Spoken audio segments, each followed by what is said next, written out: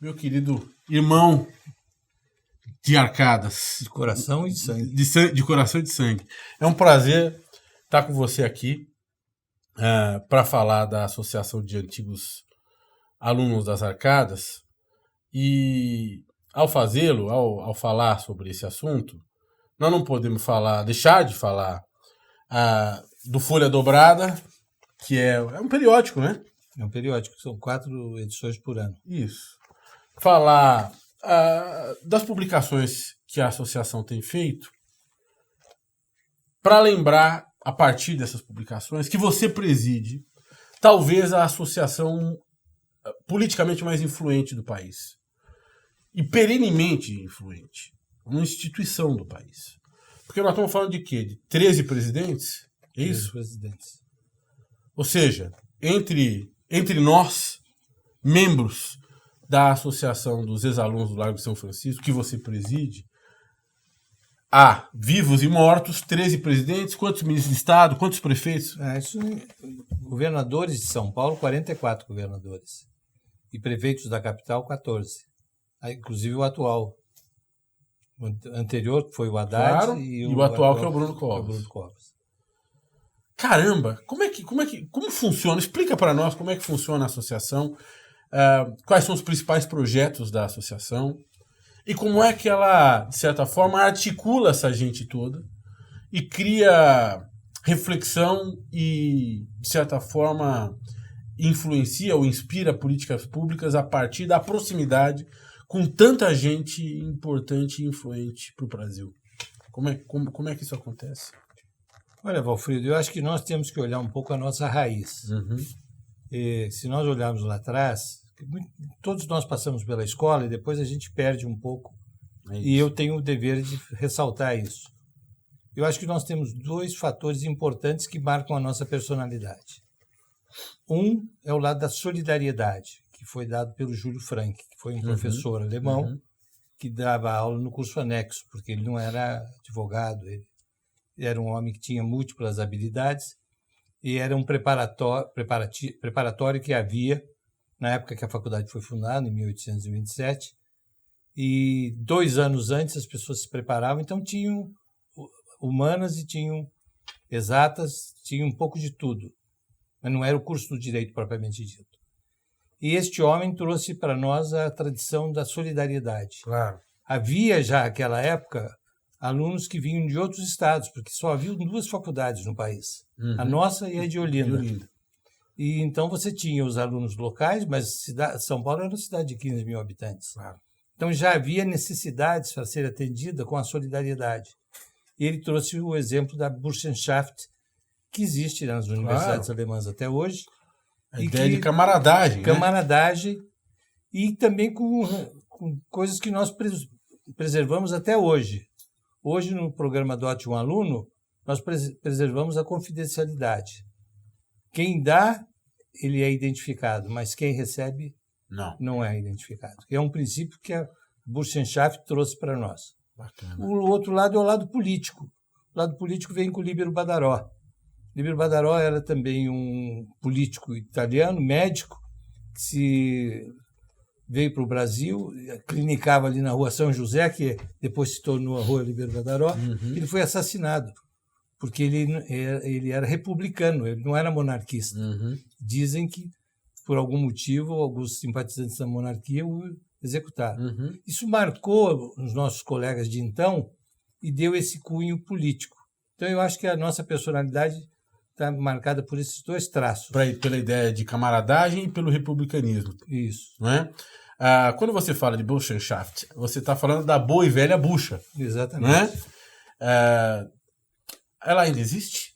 Eu tenho uma curiosidade enorme. Nunca ninguém me convidou para participar da bucha. Eu também não. Não? Também não. Mas existe o espírito dela. A Associação dos Antigos Alunos, que é de 1931, é a mais nova das entidades. O 11 de agosto é de 1903 e a faculdade de 1827. Mas ninguém nunca também falou comigo. Mas eu tive conhecimento de pessoas que foram beneficiadas pela bucha. Claro. Tem falas importantes do Oswald de Andrade, a respeito da bucha. Isso, né? Exatamente. E dizendo que ela existia. Existia, Era forte, como quase uma sociedade secreta que permeava a faculdade, o funcionamento normal da faculdade, basicamente sob o espírito de camaradagem e de republicanismo, com forte influência no cenário político do país. Hoje, se a bucha não existe mais, existe a associação que você preside. Exatamente, existe o espírito e existe. Isso passou. Se você olhar os presidentes, por exemplo, para tomar esse caso, pega o governo Jânio Quadros, você vai ver o ministério dele era composto de antigos alunos. Claro. O chefe da Casa Civil, o ministro da Justiça, mesmo o Michel Temer, agora recente, também tinham muitos colegas nossos que esse é o espírito da bucha, porque, na verdade, perpassa até a Burschenschaft. Todos nós nos conhecemos na faculdade, ali. E ali que adquirimos uma amizade, uma confiança que não é inabalável. Claro. E que depois pode ser muito útil nos cargos que você vai ocupar. Claro. Nós sabemos que a faculdade está aberta, hoje mais aberta do que esteve, para todas as etnias e camadas sociais. Né? Uma política de inclusão social se instalou, de certa forma, nas universidades públicas brasileiras, mas com especial relevo no Largo São Francisco, porque as políticas de inclusões, ou a política de inclusão racial, se somaram iniciativas quase que autorreguladas por parte dos alunos e também por parte da direção da escola, mas sobretudo por parte dos alunos. Você fez menção a uma delas, que é o programa Adote um Aluno, né? Que provê certamente condições materiais para a gente que ingressa na universidade, sobretudo no Largo São Francisco, e não tem condição, às vezes não tem condição de se manter. Fala um pouco mais sobre isso. Você falou que há uma política de anonimato sobre o beneficiário, os beneficiários, o que é natural e que mostra realmente o diletantismo da ideia, mas explica um pouquinho mais como funciona e de que forma isso afeta a vida das pessoas. Olha, nós estamos basicamente no começo. 2020 será o terceiro ano. Nós começamos em 2018, ainda incipiente, só pegamos o segundo semestre. Este ano que termina agora, nós já estamos dando 15 bolsas. A aspiração é que em 2020 a gente possa dar de 20 a 25 bolsas, mas ainda é insuficiente, porque quando o aluno se matricula, ele declara que ele necessitaria de um apoio. Claro. Quer dizer, você já tem a parte da alimentação, você já tem a parte, no caso dos estudantes, que a Letícia falou, mas nós vamos entrar, por exemplo, na Casa do Estudante, ela está em condições precárias. Nós vamos fazer uma grande campanha neste ano de 2020, porque se você vê como é que eles vivem lá, não é brincadeira. Claro que já não era na minha época. Já não era. E existe também o componente adicional, que é essa bolsa de R$600 que nós oferecemos. Poderia ser um pouco maior, mas a ideia é estender isso. E eu acho que é o início, mas é uma coisa que veio para ficar e vai crescer e vai realmente... Você tem ideia de quantos são os alunos que precisam disso hoje? Que precisam eu acho que desse se apoio? tivesse 30 bolsas, eu acho que você atenderia. Não sei se a Letícia pensa a mesma coisa, mas eu acho que essa pergunta era mais para ela. Para ela. Porque a vida dela... Quando nós falamos de Letícia, não estamos falando da Letícia Chagas, que é a presidente do Centro Acadêmico 11 de Agosto, que é a primeira mulher negra a presidir o Centro Acadêmico e que é a grande líder hoje dentro da Faculdade de Direito dessa política de inclusão. É a prova viva do acerto dessa política de inclusão. Sem dúvida nenhuma. Perfeito. E agora, os participantes, por assim dizer, aqueles que contribuem para essa iniciativa são, sobretudo, alunos, ex-alunos. Ou seja, é você fazendo o esforço hercúleo de chamar a gente para, evidentemente, ajudar aqueles que agora estão ali naquele rito de passagem, que são 5 anos da Faculdade de Direito e que precisam de ajuda dos que já estiveram e que hoje desenvolvem uma vida profissional plena graças à faculdade. É isso, verdade, né? Eu acho que nós estamos nesse caminho há uma grande abertura, as pessoas estão propensas a ajudar. Claro. Se nós não temos a divulgação ainda que deveríamos, e vamos fazer depoimentos como este, vamos fazer. Eu acho que são importantes, porque muitos colegas não saberiam como ajudar. E eu acho que esse é o caminho. Mas é uma coisa que veio para ficar, definitivamente, porque você vai ter... A política de cotas também é uma política muito acertada, talvez um pouco tarde, ela podia ter vindo antes. Muito antes. Né? Muito antes, mas ela tem o complemento dela. Claro. Não basta você abrir a vaga e permitir que a pessoa preencha uma cota. Você tem que dar subsídios. Você sabe o que eu acho curioso? As pessoas olham de fora para isso e falam, essa é uma política de esquerda. Mas espera um pouquinho, nós temos uma Constituição em 1988 que garante moradia, saúde, educação. É uma Constituição liberal, não é? É verdade. Esses são direitos do cidadão, são direitos postos na Constituição liberal, na Constituição cidadã. É nossa tarefa, enquanto povo, num país de dimensões continentais, exuberante em cultura, exuberante em riquezas, não permitir que as pessoas não tenham acesso a esses direitos fundamentais.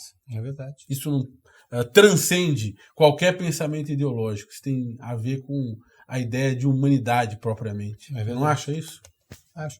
E você tem um exemplo, eu acho que um dos pontos que nós nos orgulhamos na associação é a proposta de nomear uma sala com o nome de Luiz Gama. Nós fizemos isso em 2018. E tivemos uma ajuda do Gilberto Bercovitch. Grande professor Gilberto Bercovitch. Você até mencionou. Um dos maiores juristas brasileiros, o mais destacado jovem jurista brasileiro. Já não está mais tão jovem. E o Luiz Gama é um exemplo disso, quer dizer, ele não foi proibido de assistir às aulas. Quer dizer, ele era uma pessoa com uma capacidade extraordinária. Brilhante. Tem no seu currículo a alforria de quase 600 escravos. E ele estudou ouvindo meio de fora, meio que passando pelos professores que gostavam dele, que apoiavam. Então, eu acho que é o maior exemplo do fato de você não ter uma política de cotas naquela época, a dificuldade que a pessoa enfrentava. É um absurdo. Né? De certa forma, nós estamos enfrentando hoje, não sei se você concorda com isso, uma segunda fase do abolicionismo, né? Que é um abolicionismo, a tentativa de nos levar ao abolicionismo material. E uma segunda fase, e essa sim importante, liderada por afrodescendentes. Sim, porque nós podemos falar disso, mas nós não temos lugar de fala para falar disso. Na verdade, são eles quem têm. Né? Nós podemos apoiar como devemos apoiar.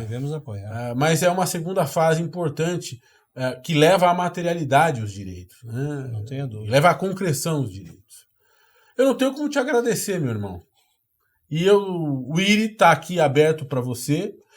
Eu já te proponho agora, espero que você aceite, para a gente não passar vergonha na frente daqueles que nos assistem. Eu te proponho que a gente faça uma campanha juntos para apoiar os alunos da faculdade, que a gente transcenda as 30 mil bolsas, as 30 bolsas que você acha que são o objetivo, que no momento seriam ideais, para que a gente consiga trazer os ex-alunos que vivem uma vida profissional plena, repito, graças ao treinamento que tiveram no Largo São Francisco, o treinamento técnico, mas sobretudo o treinamento humano que tiveram naquela faculdade, que nós juntos possamos trazer novos contribuintes para essa ideia maravilhosa que você desenvolve na Associação de Ex-Alunos. Obrigado. Eu também, aproveitando, queria estender isso dentro de uma ideia que você falou a respeito do ensino pago. Uhum. Nós, hoje, na escola, temos uma população de pós-graduados. Uhum. A pós-graduação hoje é quase do mesmo tamanho da graduação. Uhum. Mas muitos, como não fizeram o curso na nossa escola, o endereço deles não é o Largo São Francisco, é o Riachuelo. Claro. E a integração deles é um desafio que nós temos. Eu acho que este grupo de pessoas que são já bem-sucedidas poderiam ajudar muito. Certamente, são alunos da faculdade, não importa se graduação ou pós-graduação, são membros das arcadas. Então nós temos que integrar nessa campanha que você está dizendo também esse grupo que é de pós-graduados. Muitas coisas estão passando pela minha cabeça, mas nós não vamos falar agora. Tá bom. Nós vamos guardar para fazer surpresa em 2020. Vamos fazer. Um abraço. Obrigado, querido. Obrigado.